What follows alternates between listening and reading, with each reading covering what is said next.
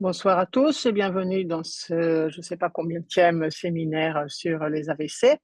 Alors, on conclut le deuxième volet aujourd'hui sur les traitements de recanalisation. Nous avons fait le dernier séminaire sur le traitement de la thrombolyse et là, on va faire le traitement endovasculaire et toujours présenté par le docteur Francesco Arba, qui est un neurologue vasculaire de l'hôpital Careggi de Florence en Italie.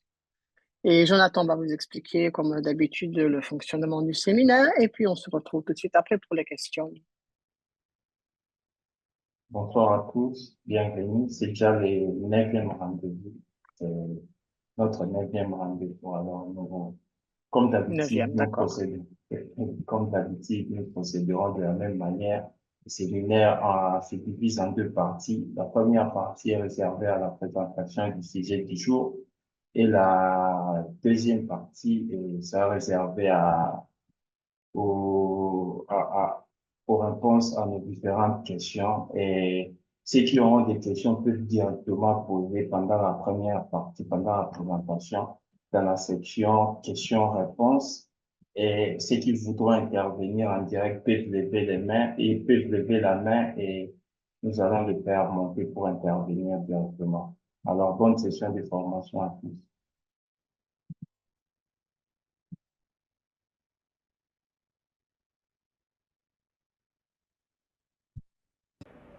Bonsoir à tous, c'est toujours moi, Dr Francesco Arba de l'unité neurovasculaire des Careggi. Avec ces séminaires, nous parlerons du traitement des recanalisations artérielles, du traitement endovasculaire. Nous finissons ainsi le cycle de traitement des recanalisations en phase aiguë de l'AVC ischémique. Je profite de l'occasion pour remercier les doctoresses Anne Falcou et Valéria pour l'organisation de ces séminaires. Au cours de ces séminaires, nous verrons que les traitements endovasculaires est plus technique et technologique par rapport à la thrombolyse systémique. Cela nécessite une organisation du secteur hospitalier diverse par rapport à la thrombolyse. Nous en parlerons en détail au cours de notre présentation. Au cours du webinaire passé, nous avons parlé de la thrombolyse systémique avec ses effets sur la réduction de l'invalidité et aussi avec quelques effets indésirables dans la transformation hémorragique qui était l'un des deux principaux aspects des événements indésirables bénéfiques de la thrombolyse. Au cours de la thrombolyse, la recanalisation du vaisseau occlus change énormément en fonction du site du vaisseau et également en fonction de l'organisation partielle ou complète de la recanalisation. La recanalisation est un des principaux prédicteurs de bons résultats fonctionnels dans l'AVC. Évidemment, quand un vaisseau est occlus, si nous la recanalisation, il y a plus de risques de saignement. Ici, dans cette méta-analyse, nous voyons que nous avons des taux de recanalisation bas de l'artère basilaire et carotide interne, des taux très élevés jusqu'à un tiers pour les occlusions de l'artère cérébrale moyenne, tandis que pour les occlusions distales, les taux sont encore plus élevés, environ 1 cas sur D. Ceci pour les traitements thrombolytiques. Ceci sont les effets de la thrombolyse par rapport au temps. Avec le nombre de patients traités de 8 pour avoir un patient avec un résultat excellent avec la thrombolyse entre 0 à 90 minutes du début des symptômes. Toujours 8 patients traités jusqu'à 180 minutes du début des symptômes, tandis que le nombre de patients nécessaires à traiter augmente à 13 jusqu'à 270 minutes du début des symptômes, qui est la fenêtre temporelle universelle acceptable pour thrombolyser les patients. Comment améliorer? Que pouvons-nous faire pour améliorer les résultats? Comment éviter l'handicap causé par l'AVC? Faisons donc un petit rappel de la circulation cérébrale intracrânienne. Nous avons les polygones de Willis qui se divisent en circulation antérieure grâce aux vaisseaux cérébraux inférents représentés par les artères carotides et la circulation cérébrale postérieure avec les principaux vaisseaux cérébraux afférents qui sont les artères vertébrales qui forment ensuite l'artère basilaire. Donc la circulation antérieure et postérieure, ces deux types de circulation se traduisent ensuite par plusieurs types de traitements endovasculaires comme nous allons les voir au cours de cette présentation. En quoi consistent donc les traitements endovasculaires ou la thrombectomie? Ces traitements consistent à récupérer les thrombus avec un instrument et d'extraire.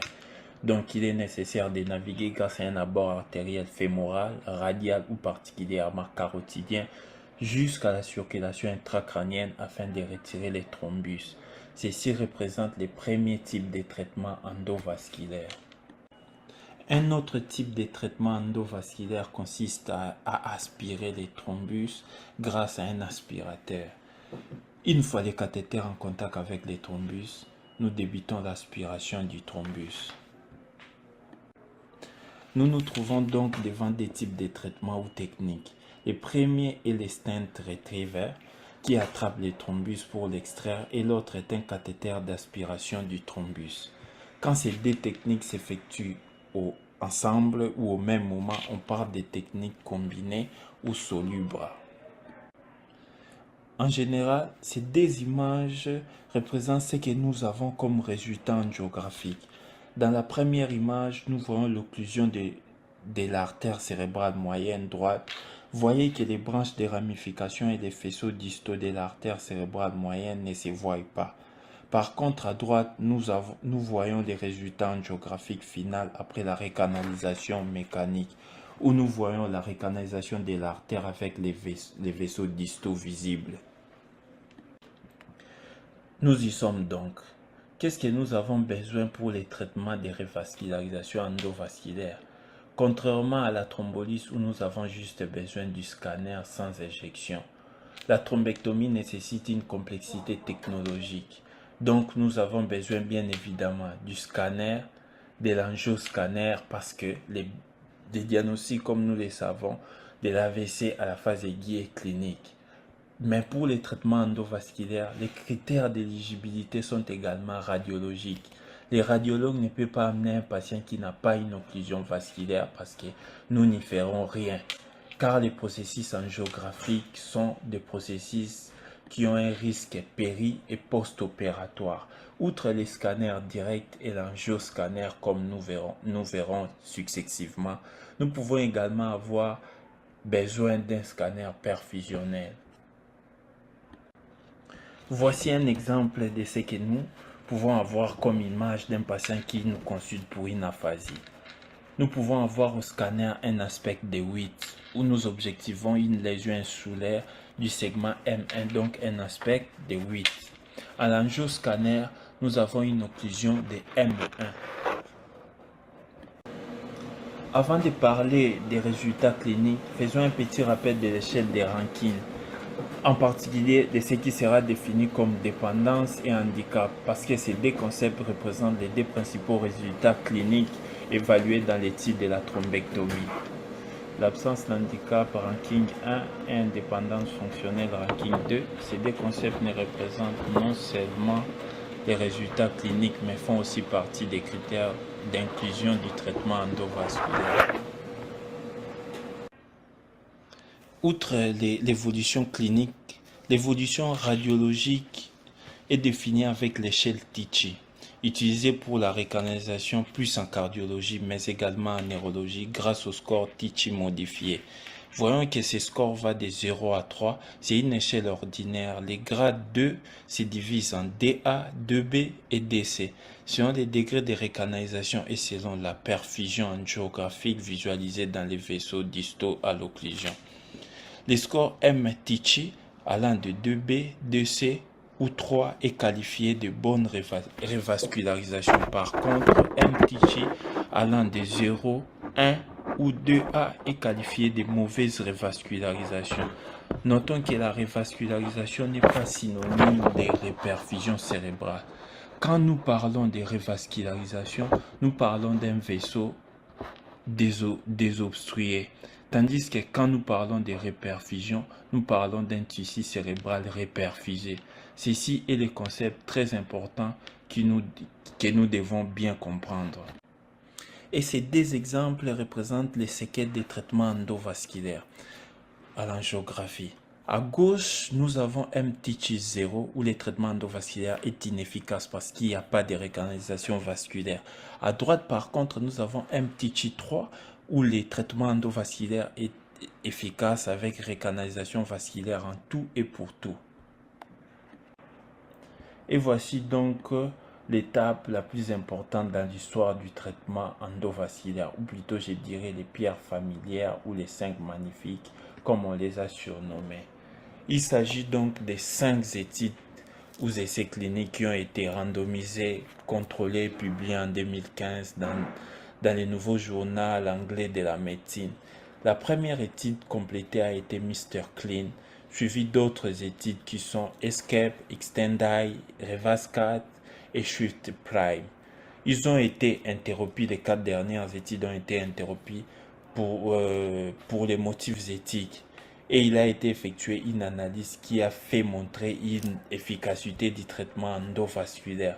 Après ces études, la prise en charge des AVC partout dans le monde en phase aiguë par occlusion de gros vaisseaux dans la circulation surtout antérieure a été modifiée. Ceci sont les essais dans la fenêtre temporale, parce que tous ces essais avaient une fenêtre temporale bien définie. Pour Messier Clean, 6 heures. Escape, 12 heures.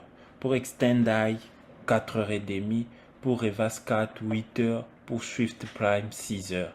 Pour la population, nous voyons que celle de Messier Clean est abondante parce que c'est la seule étude menée à terme.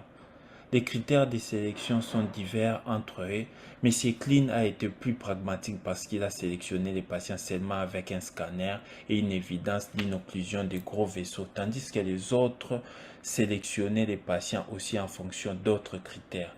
Par exemple, Extendai tenait compte également du scanner perfusionnel. L'aspect du scanner perfusionnel, par contre, Escape et Revascat utilisaient l'aspect. Les patients avec un aspect inférieur à 6 étaient automatiquement exclus de l'étude. Ces patients étaient exclus de l'étude parce qu'ils avaient un corps ischémique très gros et difficile à récupérer. Voyons que les résultats fonctionnels varient selon les études et les rankings de 0 à D, qui signifie indépendance fonctionnelle, varient selon les études également. Pour Messier Clean, 33%. Escape 53%, Extendai est 71%. Plus élevé dans ces circonstances, Revascat 44% et Swift Prime 60%. Dans ces circonstances, on comprend que celle Extendai est plus élevée. Nous avons aussi la réduction absolue du risque et nous avons le nombre de patients à traiter.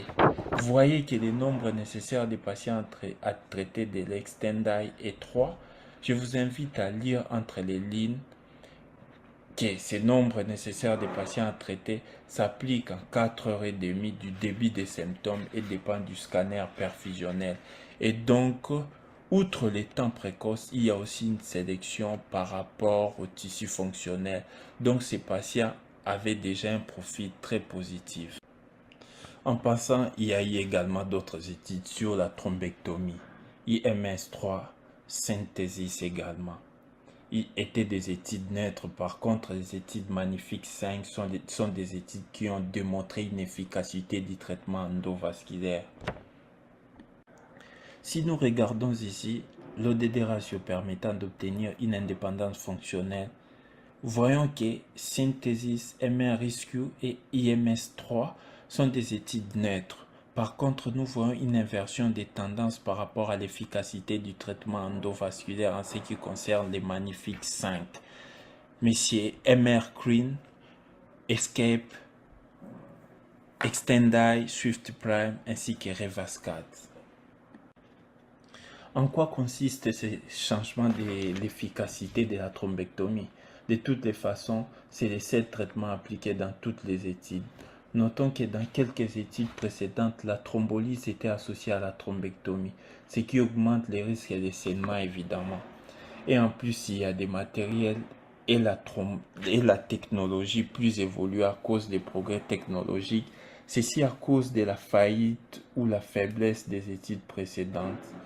La sélection des patients était diverse parce que les patients étaient sélectionnés selon l'occlusion des gros vaisseaux, selon les critères perfusionnels ou selon l'étendue de l'ischémie. Et avant tout, les circuits organisatifs avaient été changés avec une réduction significative du temps d'exécution du traitement endovasculaire.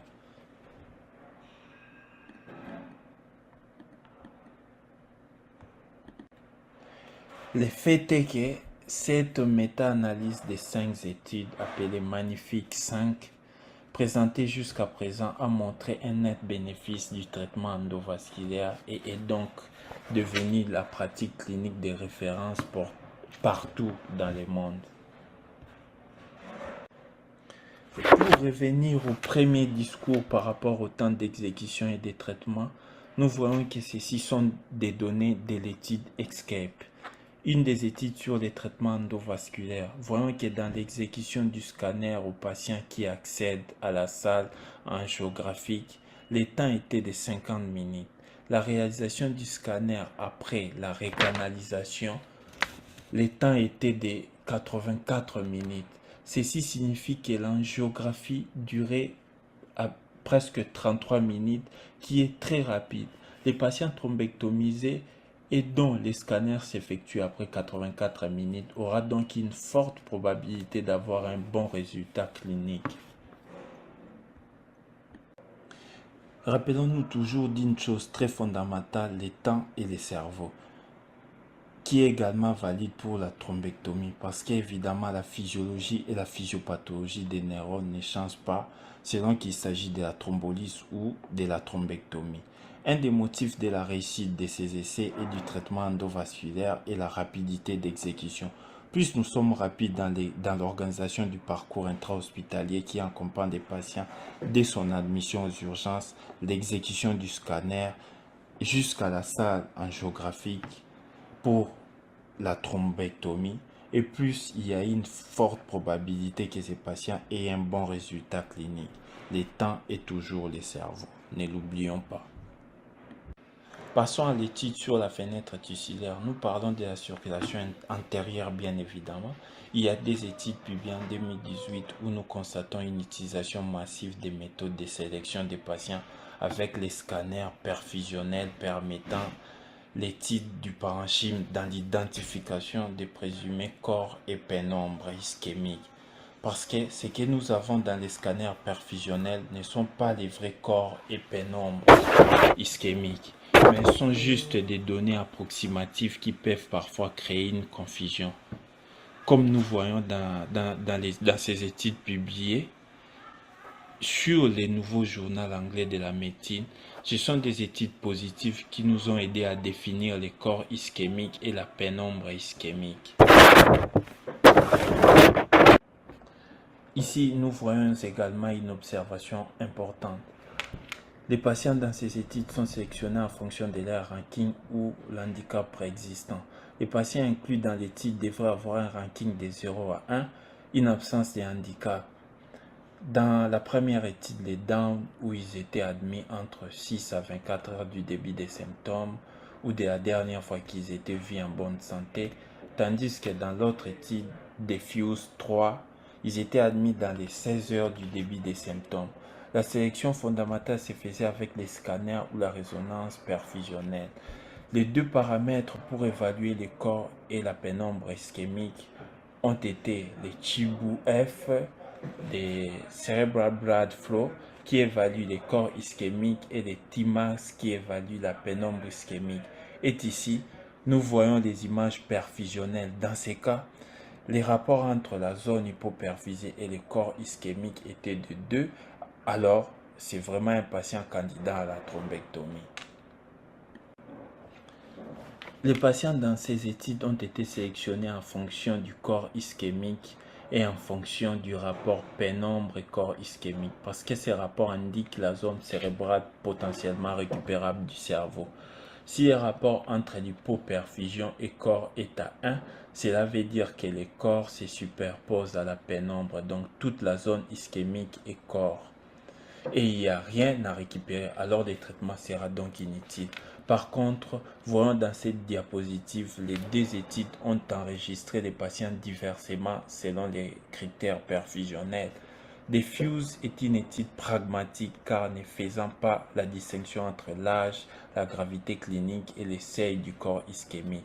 Tous les patients avec un corps inférieur ou égal à 70 ml de volume et les rapports entre l'hypoperfusion et les corps supérieurs ou égal à 1,8 étaient inclus. Par contre, Down a classifié les patients par rapport à l'âge, la clinique et les corps ischémiques. Notons que dans cette étude, il a été quantifié seulement les corps ischémiques. Ceci sont les résultats exceptionnels parce que, comme nous voyons, la thrombectomie a des effets sur l'évolution de l'échelle Rankin. Des effets très surprenants car dans 45% pour les traitements endovasculaires, on passe à 17% si les patients ne bénéficient pas des traitements endovasculaires. Donc on parle des nombres de patients nécessaires à traiter des 4 pour les diffuse 3 et des 3 pour Down. Donc pour chaque 3 patients traités, nous obtenons un patient avec une indépendance fonctionnelle. Donc ce sont des résultats très exceptionnels. Après ces résultats exceptionnels, nous devons faire une réflexion parce que l'objectif de l'imagerie cérébrale est d'identifier les patients pouvant bénéficier du traitement endovasculaire ou également identifier les patients pouvant avoir un meilleur bénéfice par rapport aux autres. Ces résultats exceptionnels nous amènent à penser qu'il y a eu une distorsion de l'objectif de l'imagerie en identifiant les patients qui peuvent avoir un meilleur bénéfice par rapport aux autres. Toutefois, nous pouvons inclure plus de patients, donc sélectionner plus de patients qui peuvent bénéficier du traitement. En vrai dire, les patients avec les scanners perfusionnels peuvent avoir un résultat meilleur, mais cette sélection améliore la statistique, mais aura les risques d'exclure les patients qui peuvent bénéficier du traitement, et ceci est survenu dans cette étude clinique qui sélectionne des patients selon les scanners perfusionnels. Passons maintenant à la circulation postérieure qui, à son origine, a des vertébrales qui s'unissent en formant la basilaire. Si la basilaire s'obstrue, nous aurons un AVC grave. Cette occlusion est évidemment un événement rare mais dévastant car a des séquelles fonctionnelles en termes de décès plus graves et dangereux par rapport à l'occlusion intracrânienne. Remarquons pourquoi les traitements endovasculaires de la circulation postérieure étaient affrontés pendant plusieurs années partout dans le monde, dans tous les groupes qui s'occupent du traitement vasculaire des AVC. Cette diapositive nous présente un article qui a été publié par les registres italiens du traitement vasculaire sur l'occlusion basilaire spécifiquement. Il y avait une comparaison entre les bridging, qui est la combinaison entre de la thrombolyse et de la thrombectomie, et le fait de faire directement les traitements et d'effectuer directement les traitements endovasculaires. C'était une étude observationnelle. Avec toutes les données récoltées au cours de cette étude, nous avons vu que les bridging, donc la combinaison de la thrombolyse et de la thrombectomie dans les traitements de la circulation postérieure, lorsqu'il était effectué à temps, donc avant les 6 premières heures du début des symptômes, réduisait à 50% la probabilité de décès et donnait un bon résultat à terme de 54%. Donc il y avait toujours cette amélioration du ranking à ce qui concernait soit les traitements endovasculaires ou la combinaison de tous les deux traitements thrombolytiques et de la thrombectomie. En 2022 sont apparus les essais sur la population asiatique qui ont démontré l'efficacité du traitement endovasculaire dans l'occlusion aiguë de l'artère basilaire. Les patients sélectionnés devaient avoir un ranking préexistant de 0 à D jusqu'à 12 heures du début des symptômes, une échelle NAIS supérieure ou égale à 10, une occlusion de l'artère basilaire, un score aspect de la circulation postérieure supérieure ou égale à 6. Les bras expérimentaux étaient soit des stents retrievers, l'aspiration ou l'angioplastie. Ceci sont les résultats d'une étude qui a été réalisée en 2022, étude Attention. Également ici, nous voyons la modification de l'échelle ranking en faveur de la thrombectomie. Nous avons une probabilité triple d'avoir un résultat meilleur lors de la thrombectomie et le nombre nécessaire à traiter des 4 pour ce qui concerne un outcome de 0,3 qui est l'outcome utilisé toujours dans l'artère basilaire. Et le nombre nécessaire à traiter des 5 en ce qui concerne la mort. Sur ces, les patients présentent moins d'handicap fonctionnel et la mortalité est donc visiblement réduite. Et toujours en 2022, l'étude Bucky Trial, les rankings préexistants devraient être de 0 à 1 jusqu'à 24 heures du début des symptômes. L'échelle NAI est supérieure ou égale à 10, ensuite modifiée à 6, une occlusion de l'artère basilaire avec un score aspect supérieur ou égal à 6 et avec les bras expérimentaux très variés. Et ces résultats sont superposables à ceux de l'étude Etchen et démontrent une supériorité remarquable du traitement endovasculaire par rapport au traitement médical basique. Nous avons dit jusqu'à présent qu'il y a des traitements endovasculaires de la circulation cérébrale antérieure et postérieure. Ces traitements réduisent les coûts en termes de handicap et améliorent la clinique avec les résultats surprenants. Dans le webinaire passé, nous avons parlé de la thrombolyse systémique. Ils sont donc des traitements ayant des numéros divers en termes d'efficacité. La thrombolyse a un nombre nécessaire à traiter de 8, tandis que la thrombectomie a un nombre nécessaire à traiter de 4,5. Notons que ces deux traitements doivent être complémentaires et non exclusifs.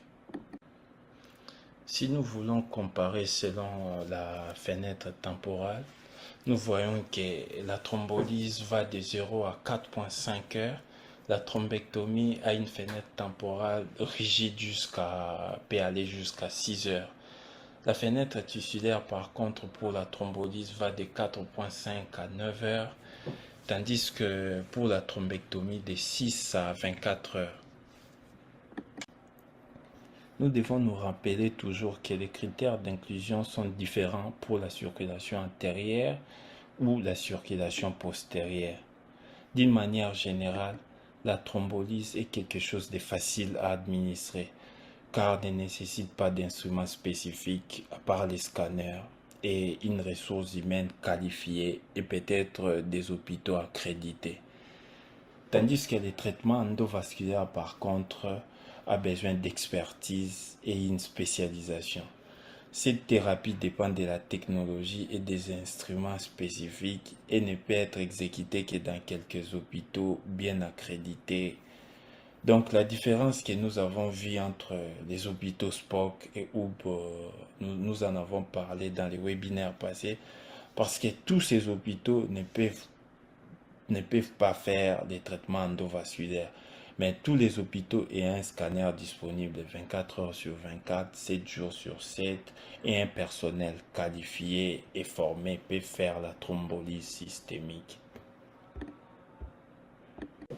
La thrombectomie a donc plusieurs points gris, zones grises ou plusieurs imprécisions. Il y a plusieurs demandes qui sont en suspens, telles que les traitements endovasculaires doivent se faire sous anesthésie ou non. Les patients ayant une échelle NIH bas associée à une occlusion intracrânienne doivent-ils bénéficier de la thrombectomie ou non? Les patients, par exemple, avec une occlusion distale peuvent bénéficier de la thrombectomie, oui ou non? Les patients avec une occlusion de l'artère cérébrale postérieure qui est déjà plus petite par rapport à la basilaire, ces patients-là sont éligibles ou non à la thrombectomie? En dehors des 6 heures, la thrombolyse peut-elle être associée à la thrombectomie si la fenêtre temporale est dépassée? Si on a un cas d'un patient qui a un score aspect inférieur à 6, ces patients-là peuvent-ils bénéficier de la thrombectomie ou non? Et il y a aussi des cas de patients avec plusieurs comorbidités. Donc, ces traitements endovasculaires ou la thrombectomie ne doivent pas se limiter à la recanalisation vasculaire parce que Nous ne soignons pas un vaisseau, mais nous soignons un patient. Il faut tenir compte, cette prise en charge doit être globale. Ceci est donc une étude publiée par un professeur des Glasgow qui nous fait voir les coûts sanitaires liés à l'AVC qui est d'environ de 5% du budget sanitaire. Ceci nous montre donc que l'AVC nécessite plusieurs ressources, des ressources humaines, des ressources économiques et encore plus des ressources structurelles. Comprenons donc que dans la prise en charge de l'AVC ischémique, l'organisation est fondamentale, avec comme ce qu'on avait vu avant des hôpitaux Spock et des hôpitaux Hub. La thrombolyse se fait dans presque tous les hôpitaux, tandis que les traitements endovasculaires ne se fait que dans des hôpitaux bien équipés, bien spécialisés, avec une technologie et une technique très développée. Alors, comme vous le savez tous et nous le savons tous, ce qui s'est fait en Afrique est un tout petit peu différent. Ceci, c'est une étude menée en 2019 par International G-Stroke, où nous voyons que les unités neurovasculaires en Afrique sont très peu déjà. Il y a plus les hôpitaux généraux, mais toutefois, comme nous avons vu, il suffit d'avoir des personnels formés, un scanner disponible 24 heures sur 24, 7 jours sur 7. On peut déjà commencer à effectuer la thrombolyse et que nous espérons et qu'il essaie peut-être dans un avenir proche en Afrique, on sera aussi capable d'effectuer la thrombectomie. Toujours dans la même étude de 2019 de International G-Stroke, presque tous les hôpitaux avaient disposé d'un scanner. Mais entre nous, demandons-nous, est-ce que ce scanner était toujours disponible 24 heures sur 24, 7 jours sur 7 pour les patients? C'est donc à vous de me le dire, de me le confirmer ou non. Par contre, sur les 17 hôpitaux sélectionnés, 2 hôpitaux avaient un scanner perfusionnel, tandis que 12 hôpitaux sur 17 avaient l'angioscanner. Alors, une sélection basée uniquement sur les patients ayant réalisé l'angioscanner est probablement faisable actuellement. Donc en 2019 déjà, la sélection des patients sur une thrombectomie était déjà faisable parce que déjà en 2019 en Afrique, il y avait la possibilité de faire un scanner perfusionnel et l'angioscanner. Alors ceci nous renvoie à ce que je disais quand je vous disais que pour réaliser la thrombectomie, on a besoin de la technologie et de la technique combinée. Comme chaque personne est unique, alors dans chaque continent, il peut y avoir des facteurs qui influencent la survenue d'une maladie par rapport à un autre continent. Par exemple, la survenue de l'AVC juvénile ou la survenue de l'AVC chez les personnes âgées peut être influencée par des facteurs dépendant soit de la population, soit du génétique, soit de l'utilisation d'une drogue locale, du tabac, lié également à la nutrition ou à des mécanismes sous-jacents qui peuvent également être liés aux mécanismes physiopathologiques très particuliers. Nous devons donc nous focaliser sur certains aspects pour déceler la cause de l'AVC passé. Quand on connaît bien la cause de l'AVC, on saura bien orienter la prise en charge de nos patients. Ici, nous retournons aux deux paradigmes pour les traitements endovasculaires de l'AVC. Son application dépendra donc de votre organisation et de l'expertise disponible et surtout également la décision politique et la volonté politique de bien faire les choses. Politique et la politique pourquoi? Parce que l'intégration d'un traitement très important et essentiel comme la thrombolyse et la thrombectomie nécessite une connaissance de la population premièrement. En plus de ça, il faut qu'il y ait une connaissance de la physiopathologie régionale qui peut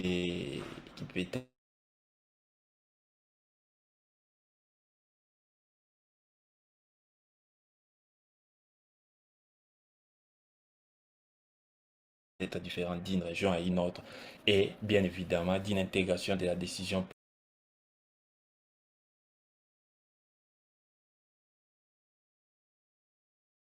Et nous sommes là, je suis là pour répondre à vos différentes demandes.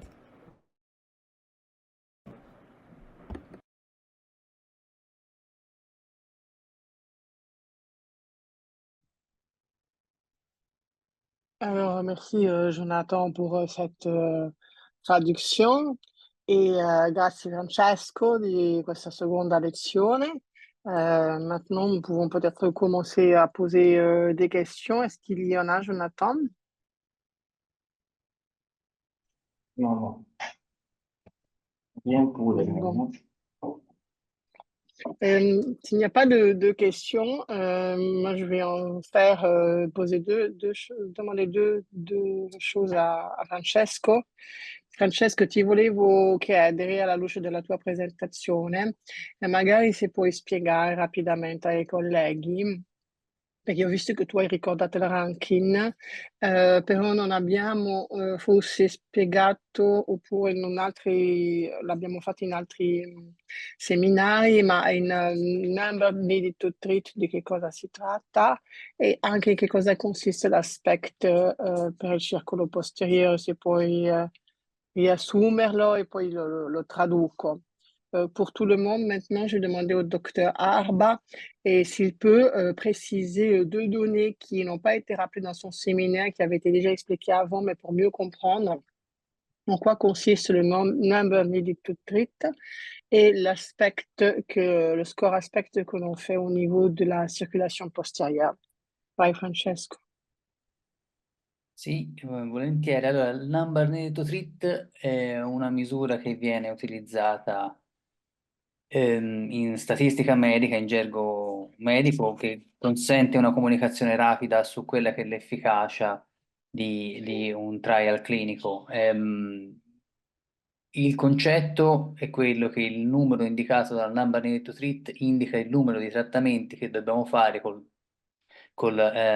farmaco, col trattamento sperimentale, per avere un risultato corrispondente all'outcome. Ora, detto così, sembra un pochino complicato, però se noi facciamo un esempio, se il nostro outcome è la ranking 0,1, ovvero assenza di disabilità, un number needed to treat di 4 vuol dire che con il nostro trattamento endovascolare, per esempio in questo caso, dobbiamo trattare 4 persone perché una persona abbia una ranking 0,1. Questa è una misura che viene calcolata dividendo l'absolute risk reduction, che è la differenza tra la percentuale di persone che hanno l'outcome 0,1 nel braccio del trattamento sperimentale e la percentuale di persone che hanno l'outcome 0,1 nel trattamento di controllo. La sottrazione tra queste due percentuali è la riduzione del rischio assoluto, ovvero l'absolute risk reduction. E 100 diviso l'absolute risk reduction si ottiene il number needed to treat, che permette appunto una comunicazione molto rapida concettualmente. Una volta che si capisce che cos'è il number needed to treat, una comunicazione molto rapida riguardo quella che è l'efficacia di un certo tipo di trattamento, ammesso che ovviamente il trattamento abbia successo nel trial. Quindi in un trial neutro non ha senso parlare di number needed to treat, mentre in un trial positivo a favore del trattamento sperimentale ha senso parlare di number needed to treat. Per quanto riguarda invece Aspetta Francesco, Sì. intanto spiego questo, Sì. poi passiamo all'aspect. Ok. Alors, le number needed to treat, c'est une valeur qui résulte d'un calcul statistique médical qui consiste à donner une idée de l'efficacité du traitement que l'on est en train d'étudier. Donc, c'est-à-dire que, par exemple, dans notre cas, on a un traitement qui devrait être efficace sur l'amélioration du pronostic de l'AVC. Le résultat que l'on veut obtenir, on décide par exemple que c'est une ranking 0,1, donc c'est-à-dire l'absence de handicap à 3 mois. Comment on va calculer le number needed to treat? On va calculer en soustrayant en faisant la différence entre le pourcentage de sujets qui rejoignent cet objectif Rankin 0,1 dans le groupe soumis au traitement expérimental, que ce soit thrombolyse, thrombectomie, stroculite, aspirine, n'importe quoi. Et ça, on va le soustraire, on va faire la différence avec le pourcentage de sujets qui rejoignent l'objectif 0,1 de la Rankin à 3 mois sans traitement expérimental. Donc, on fait la division entre deux et on fait le résultat de cette soustraction, ça s'appelle la réduction absolue du risque absolu. Et on le fait sur 100. 100 divisé par cette valeur-là, ça nous donne le number needed to treat. Ça signifie en pratique que si on vous dit un number needed to treat est 4, si dans une étude qui évalue l'efficacité de la thrombectomie, ça veut dire qu'il va falloir soumettre 4 malades à la thrombectomie pour pouvoir obtenir l'objectif Rankin 0,1 chez un malade. Un number needed to treat de 4, c'est très bas. Donc, c'est un excellent résultat. Alors, évidemment, il spécifie, le docteur Arba, que ceci n'a de sens que si l'étude est efficace. Donc, une fois que l'étude a démontré son efficacité, c'est un calcul relativement facile qui permet de voir de façon assez concrète et de comparer entre l'efficacité des différents traitements en conclusion de l'étude. Vai Francesco per l'altra domanda, l'aspect posteriore. Sì, l'aspect posteriore è una scala di valutazione prognostica parenchimale, così come lo è l'aspect del circolo anteriore, quindi si tratta di una scala semi-quantitativa che valuta, piuttosto che il territorio anteriore dell'arteria cerebrale media, come invece valuta l'aspect posteriore valuta il circolo posteriore, quindi valuta i territori parenchimali colpiti dall'ischemia di pertinenza dell'arteria del circolo posteriore, quindi delle vertebrali, dell'arteria basilare e dell'arteria cerebrale posteriore. Anche qua c'è una suddivisione, come nell'aspect del circolo anteriore, per i territori colpiti e viene suddiviso il tronco encefalo, i due emisferi cerebellari, poi il talamo e i lobi occipitali. Si parte da un punteggio di 10 che sta ad indicare un'assenza di alterazione parenchimale e si va ad un punteggio di 0 che significa tutto il territorio del circolo posteriore colpito da alterazioni parenchimali. Cosa intendiamo per alterazioni parenchimali? Intendiamo perdita di differenziazione tra sostanza bianca e sostanza grigia. Ora questo ovviamente nel circolo posteriore si valuta diversamente, si valuta peggio alla TAC, perché per i noti limiti che ha la TAC nel circolo posteriore, anche se negli ultimi anni la TAC ha acquisito una sensibilità maggiore in virtù dei progressi tecnologici. Tant'è vero che il PC Aspects viene stimato molto meglio, ovviamente, con la risonanza magnetica, quindi in molti centri in fase acuta viene utilizzata la risonanza magnetica per stimare il PC Aspects, anche se nei trial clinici che vi ho presentato non era un prerequisito avere la risonanza magnetica per lo screening del paziente, che veniva invece eseguito anche con la TAC. Questo perché? Perché se veniva evidenziata una franca ipodensità nel circolo posteriore, nel tronco, negli emisferi cerebellari, nel talamo o nell'obi occipitale, allora veniva assegnato il punteggio corrispondente di PC Aspects. Però ovviamente se noi andassimo a fare in quello che si chiama interrated agreement per quanto riguarda l'aspect nel circolo anteriore e quello del circolo posteriore, vedremmo che la concordanza tra due operatori per il circolo posteriore è sicuramente inferiore rispetto a quella che c'è nel circolo anteriore. Alors, l'aspect score c'est une échelle semi-quantitative qui permet de donner une valeur pronostique à ce que l'on observe sur le scanner cérébral ou bien sur l'IRM en phase aiguë de l'AVC.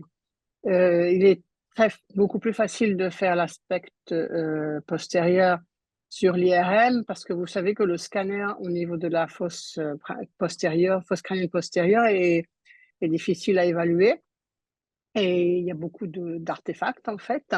Donc ce score prévoit d'évaluer le parenchyme cérébral, donc le tronc, les deux hémisphères cérébelleux et les lobes occipitaux, ce qui correspond au parenchyme qui est vascularisé par les artères vertébrales basilaires et cérébrales postérieures. Comme pour l'aspect antérieur, on parle de 10. 10, c'est le score normal dans lequel on ne relève aucune anomalie. Et au fur et à mesure qu'on voit une zone d'hypodensité, on en soustrait 1 jusqu'à arriver à 0, qui est en fait le 0, c'est la solution limpide, évidemment, où tout le territoire cérébral postérieur est impliqué. Et c'est un score, en fait, en pratique, vraiment, honnêtement, assez peu utilisé parce que c'est difficile à être objectif. Et si on évalue la correspondance des évaluations entre plusieurs opérateurs, il y a souvent de très grosses différences, encore plus que le circuit antérieur, qui déjà en a beaucoup. Donc, l'aspect, et c'est un score sur le postérieur qui est moins utilisé que l'aspect antérieur, mais en fait, il faut le connaître surtout si on veut savoir interpréter les études que nous a présentées Francesco. Bon, voilà, c'était les 2 précisions que je voulais lui demander. Et pas de questions, Jonathan? Tu vois que... Non? Non. Alors moi, je vais demander à Manuela si elle peut faire entrer... Manuela, puoi faire entrer le docteur Lumo dans la discussion, s'il te plaît. Et je voulais... je sais que le docteur Lumo, aujourd'hui, il est allé... Le docteur Lumo et Madame Rosy, qui est la coordinatrice de ces infirmiers, sont tous les 2 actuellement à l'hôpital de l'Aquila, en stroke unit. Aujourd'hui, le docteur Lumo a assisté à une procédure de thrombectomie, donc je sais que à chaud comme ça, c'est difficile d'avoir compris tous les aspects techniques, d'autant que c'était la première fois, ils sont arrivés depuis 2 jours. Mais quand même, une petite, si vous pouvez nous raconter comme ça en observateur externe comment ça s'est passé. C'était... vous m'entendez, René?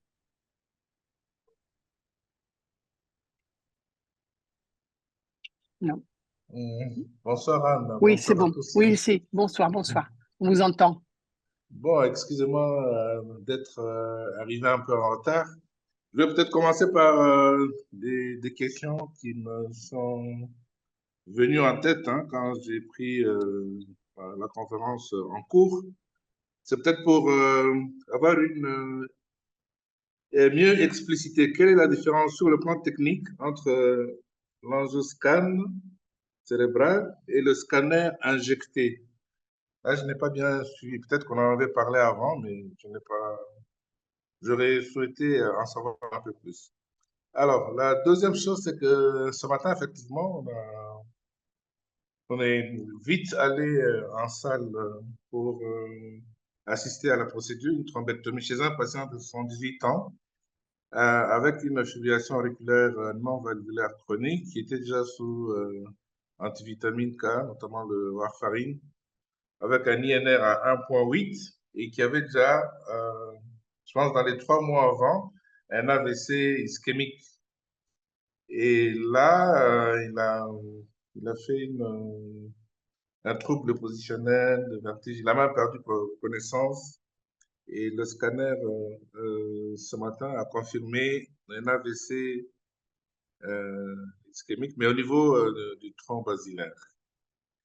Et voilà, le médecin qu'il a reçu, étant donné les antécédents d'AVC récents et warfarine, il a préféré faire une thrombectomie. Bon, je suis en train de... Là, on a parlé que la thrombolyse et la thrombectomie peuvent être complémentaires. Alors, c'est un peu un avis de notre orateur du jour.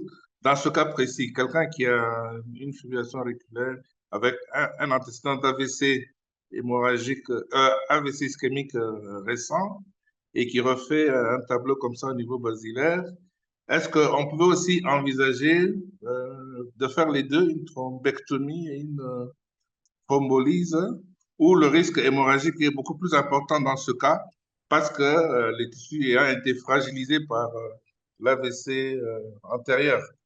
C'est un peu là les deux aspects que je voulais avoir, pour lesquels je voulais avoir des précisions par rapport. Comme quoi, René, ça a l'air simple sur le papier, mais dans la pratique clinique, il y a beaucoup de complications. C'est Et ça. ce sont d'excellentes questions. Je vais les traduire a Francesco. E allora, Francesco, il dottor Lumia stamattina ha chiesto da Simona Sacco, la cui ha assistito a una procedura di trombectomia, ha detto che questo gli aveva un po' di domande a questo proposito di questo caso clinico. Era un signore di 78 anni, fibrillanti, in terapia col coma, non ho capito perché, e dice che già 3 mesi fa ha avuto un primo ictus in cerebrale media, è arrivato con un INR di 1,8 e stava in coma, aveva un'occlusione di top di basilare. Quindi hanno portato a fare la procedura di trombectomia. E allora lui chiedeva, perché tu dalla lezione hai detto che le due trombolisi e trombectomia si associano perché insieme sono complementari, e perché in questo caso non è stato fatto anche la trombolisi, e chiede se perché aveva un rischio maggiore di emorragia dell'ictus recente. Ecco questo. Ecco. E insomma, per quale motivo non è stato fatto in sostanza. On a fait la trombectomie, hein, pardon. On a fait la Oui, oui. trombectomie et le Oui, oui. patient E s'est réveillé, pas de- c'était spectaculaire, hein, c'était vraiment intéressant. Dice che poi il paziente, hai capito, no, Francesco, che si è svegliato e che era spettacolare da che stava in coma. Questo lo fa la trombectomia. Sì, a volte anche la trombolisi, raramente, proprio succede, l'effetto Lazzaro questo si chiama, Esatto. effetto Lazzaro. Allora, ogni caso è un caso a sé, ogni caso clinico ovviamente è un caso a sé, e quella che sono le evidenze scientifiche, ovvero che sono complementari, va poi declinato nella clinica. Questo è un principio da tenere sempre presente per il medico. Alla fine il medico, il decisore e soprattutto l'amministratore, quello che deve barcamenarsi tra quelle che sono le evidenze scientifiche e quella che è la pratica clinica. Quindi, per rispondere alla domanda, io penso che in questo caso il paziente non abbia fatto la trombolisi sistemica perché c'era un INR di 1,8. La trombolisi sistemica è raccomandata però quando l'INR è maggiore o uguale a 1,7, è controindicata per un rischio aumentato di sanguinamento. L'INR maggiore di 1,7 si può avere o per gravi malattie epatiche o se no per l'assunzione di fumarolici. Quindi questo paziente, nonostante la fibrillazione atriale, non prendeva un DOAC, ma prendeva il Coumadin, e questo permette di avere un riscontro molto veloce, abbastanza veloce, insomma, dell'INR. In questo caso era maggiore di 1,7. Questo è quello che dicono le linee guida. Mentre noi in Italia siamo ancora così. Anna, correggimi anche te, però mi sembra che l'alteplase abbia il cut-off nel foglietto illustrativo, sia licenziato da AIFA per INR minore addirittura di 1,3. Quindi in questo caso saremmo stati completamente fuori, quindi era controindicato e più rischioso per il paziente per un aumentato rischio di sanguinamento, e poi sarebbe stato un trattamento off label, insomma. Quindi penso sia questo il motivo per cui il paziente non abbia fatto la trombolisi sistemica in questo caso. Quindi sono complementari i trattamenti a meno che di controindicazione, ovviamente. Se c'è una controindicazione per la trombolisi sistemica, si passa, quando possibile, alla trombectomia. Francesca a detto que, pardon, il a dit que, comme je disais avant, que c'est beaucoup plus compliqué dans la pratique clinique que sur le papier, dans les lignes, dans les recommandations, et que chaque cas est un cas particulier, et que de toute façon, c'est toujours le médecin qui est en charge le malade dans le moment précis, qui, en son âme et conscience, décide le traitement à faire. Donc là, il a souligné que dans ce cas-là, le malade n'a pas fait de thrombolyse, probablement parce qu'il avait un traitement anticoagulant avec une INR 1,8. sachant que les recommandations disent que la thrombolyse est contre-indiquée à partir de 1,7. Donc, il était au-delà.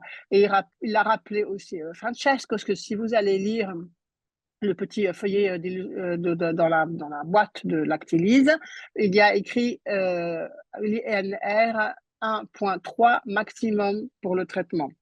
Donc, s'ils avaient décidé de faire aussi une thrombolyse dans ce cas-là, ils auraient été vraiment complètement en dehors des normes et décidé de prendre un risque hémorragique inutile.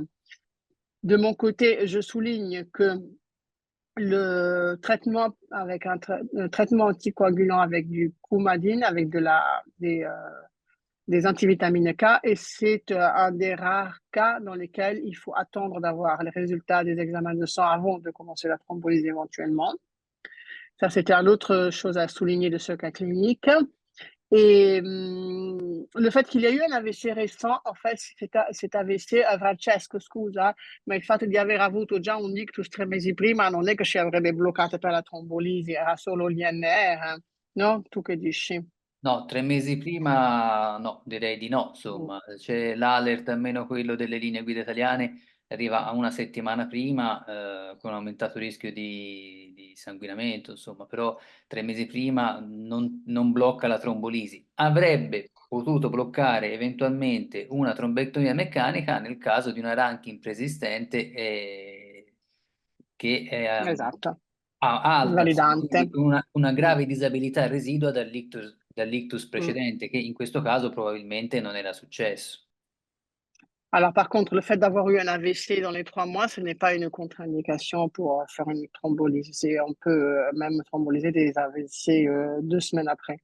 Et sauf si, pour la thrombectomie, il soulignait justement si cet AVC d'il y a 3 mois avait laissé des séquelles, avec donc une Rankine scale élevée comme séquelle du premier AVC. Après, moi, ce qu'il faudrait peut-être que vous demandiez demain, si vous continuez à suivre ce monsieur dans l'instruction, c'est de savoir pourquoi il faisait du coumadine au lieu de prendre un des nouveaux anticoagulants qui sûrement l'aurait protégé mieux que ça. Poi dopo Francesco chiedeva qual è la differenza tra angiotac e TAC con mezzo di contrasto, perché a volte c'è scritto l'una, a volte c'è scritto l'altra. Questa è una domanda più radiologica, comunque diciamo il mezzo di contrasto nello studio AngioTac viene comunque fatto, diciamo viene comunque somministrato al paziente.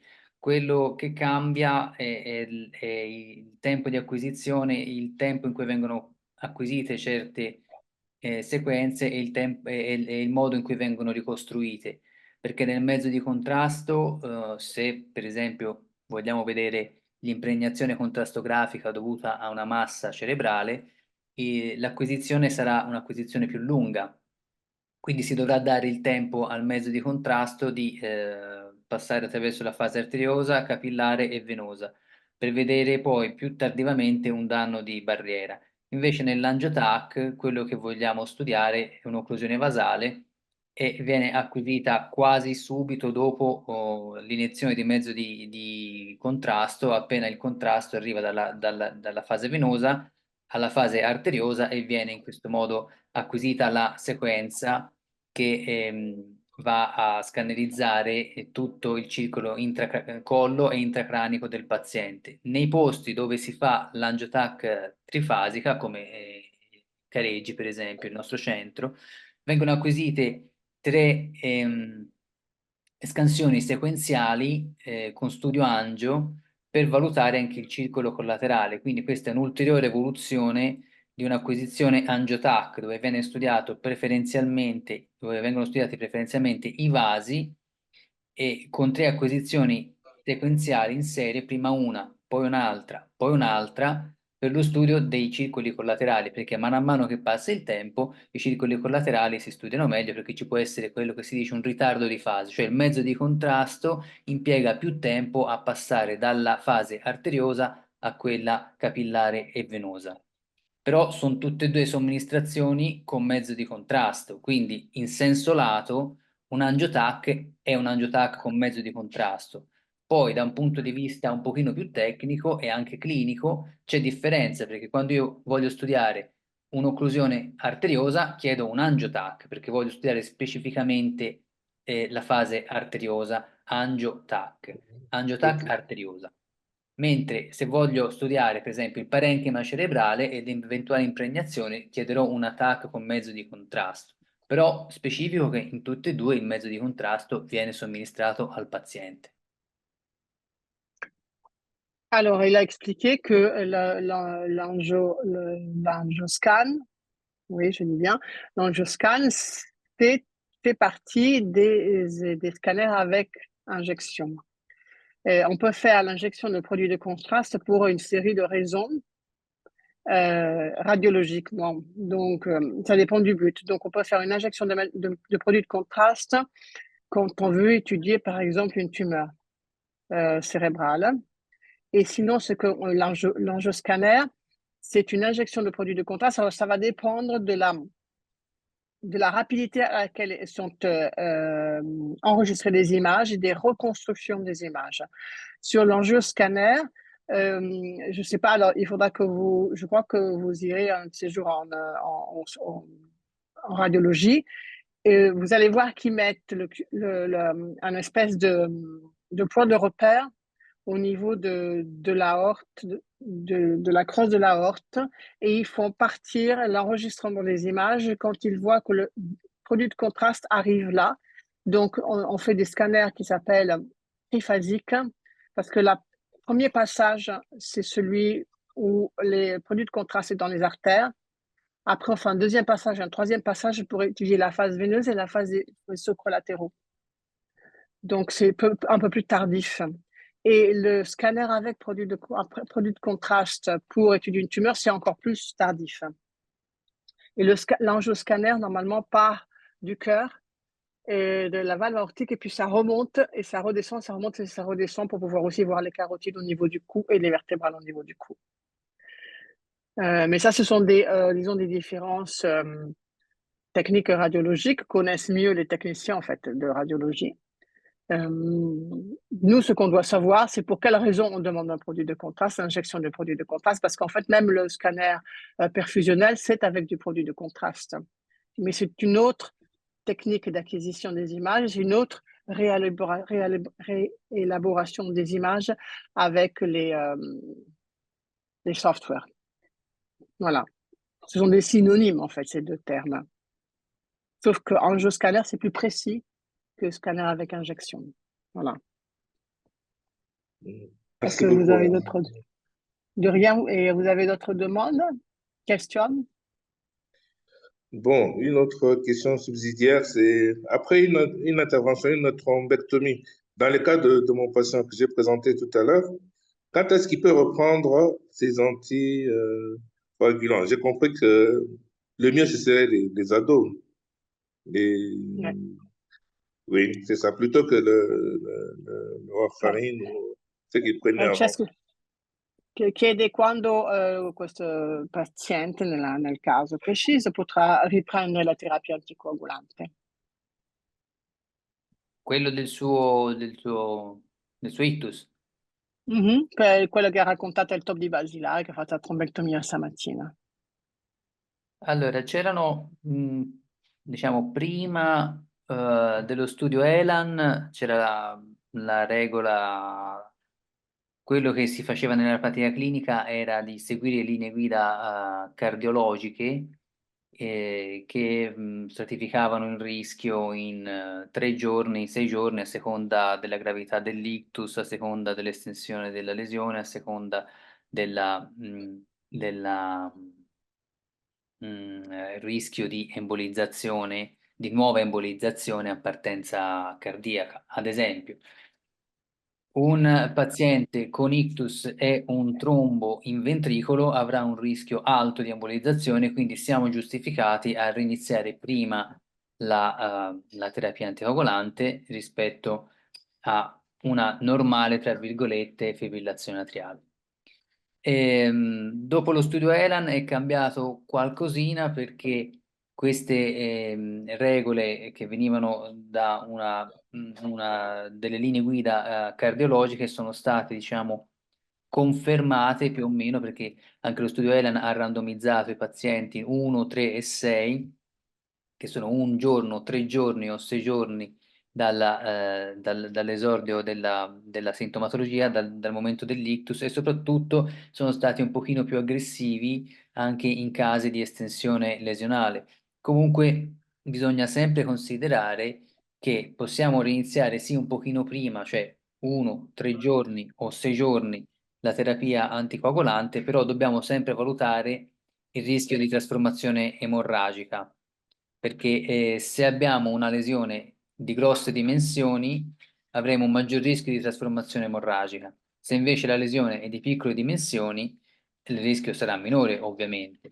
E questo andrà rapportato a quello che è il rischio di embolizzazione a partenza cardiaca di questo paziente. Quindi nel frattempo si continua la terapia con aspirina, se la può fare il paziente, o con antiaggregante, e dopo aver visualizzato la lesione, in genere a 72 ore, quindi 3 giorni, se la lesione non è molto estesa, se non ci sono infarcimenti emorragici, allora si può riprendere la terapia anticoagulante.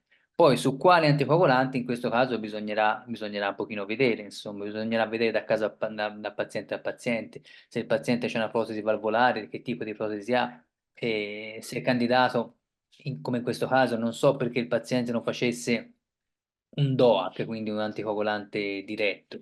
Quindi bisognerà vedere da caso in caso, insomma. Però in genere quello che almeno noi facciamo nella pratica clinica è che se un paziente non ha una lesione visibile, indipendentemente dall'NIH, un giorno, altrimenti 3 giorni, nei casi un pochino con NIH con gravità clinica, quindi anche all'esordio più grave e con ehm, lesione più estesa, andiamo ai canonici, ai vecchi 6 giorni.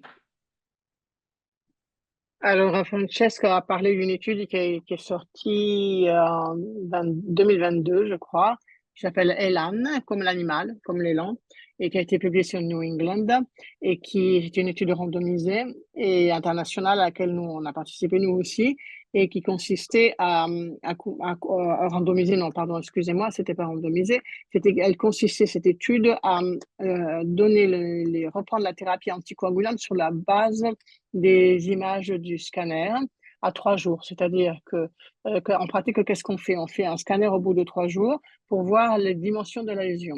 Si la lésion est de petite dimension ou dimension moyenne et qu'il n'y a pas de sang, on peut recommencer le traitement anticoagulant. Si au bout de 3 jours, on s'aperçoit que la lésion est assez étendue, et à plus forte raison s'il y a une transformation hémorragique, parce que je vous rappelle que souvent il y a une transformation hémorragique, ce qui ne donne pas de symptômes, parce que la transformation hémorragique, c'est juste un témoin du fait qu'il y a eu une recanalisation, une reperfusion du tissu. Donc très souvent, il y a du sang à l'intérieur, même si le patient ne s'est pas aggravé, au contraire, même si c'est amélioré. Mais si on voit quand même du sang sur le scanner, il est bon d'attendre, et dans ce cas-là, on passe à 5 ou 6 jours et on recommence au bout de 5 ou 6 jours, on refait un scanner pour voir où en est la lésion, et s'il n'y a toujours pas de sang, on peut commencer. Après, sur le choix du médicament anticoagulant, tous les patients qui ont des FA le font les anticoagulants directs. Après, chacun choisit un petit peu la molécule qu'il préfère parmi les anticoagulants. Peut-être en ce qui vous concerne, la seule qui soit disponible. Donc, pour pouvoir commencer ce traitement anticoagulant, sauf évidemment les malades sur les prothèses valvulaires ou bien qui a une fibrillation valvulaire. Dans ce cas, il faut continuer avec le Coumadine. C'est peut-être pour ça qu'il y a encore des antivitamines K, ce monsieur. Et voilà, c'était sa réponse. On en a terminé avec les questions. Jonathan, René, c'est clair? Merci beaucoup, Anne. Merci. Merci. Il n'y a plus d'autres Donc, questions. d'accord, merci. Ah, vous nous donnerez des nouvelles du monsieur. Donc, ça en a terminé. Valérie, comme d'habitude, tu vas nous dire un petit peu quel va être le prochain rendez-vous. Je crois que c'est pour les infirmiers. Ok, le prochain séminaire sera le 24 octobre Carmen Sapienza, une infirmière qui travaille dans l'unité vasculaire de mon hôpital et nous parlera de la prise en charge infirmière des patients avec AVC.